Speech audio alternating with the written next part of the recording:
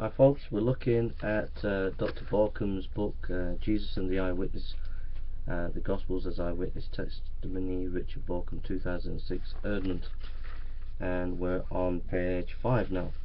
He says, it is true that a powerful trend in modern development of critical historical philosophy and methods finds trusting the testimony a stumbling block in the way of the historian's autonomous access to that she or he can verify independently, but it is also rather neglected fact that all history, like all knowledge, relies on testimony.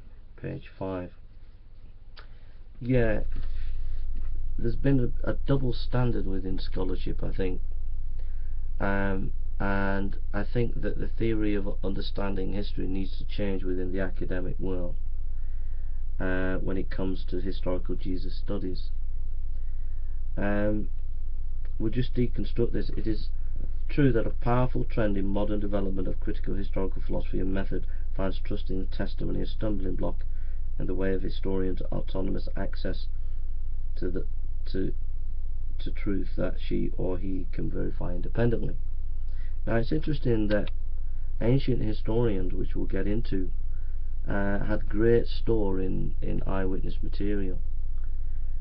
Also, there has been a trend between macro and micro understanding of history.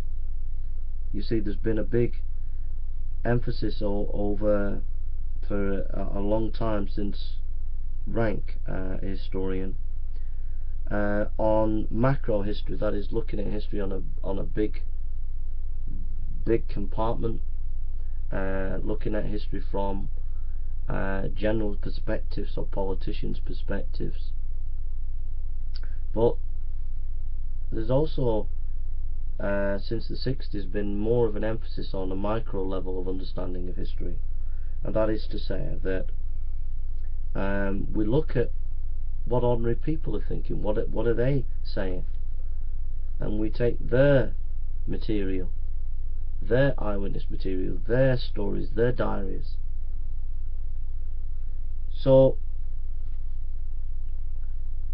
what I'm saying is that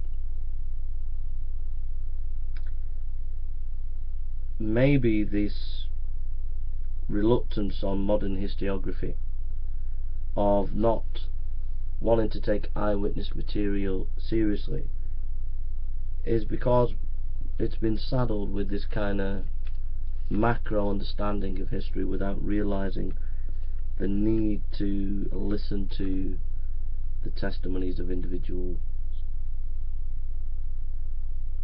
and to learn from what those are saying. I understand that historians study diaries and letters and all the rest of it, but why is it that we don't allow that kind of historical work inform us about the historical Jesus studies? Why are we prejudiced? Maybe it's because there's been a running battle for the last 200 years between secularism and church, and there's been a vying of power of wanting to control public space. Part of that is to undermine Christianity's intellectual foundations, and one of those is the Gospels, and the New Testament is based on eyewitness material, and so to disparage that would also to undermine Christianity.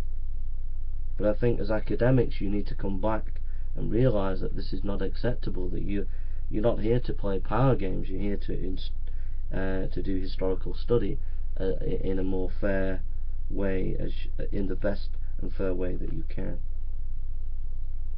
And then he says that but it is also rather neglected fact that all history, like all knowledge, relies on testimony.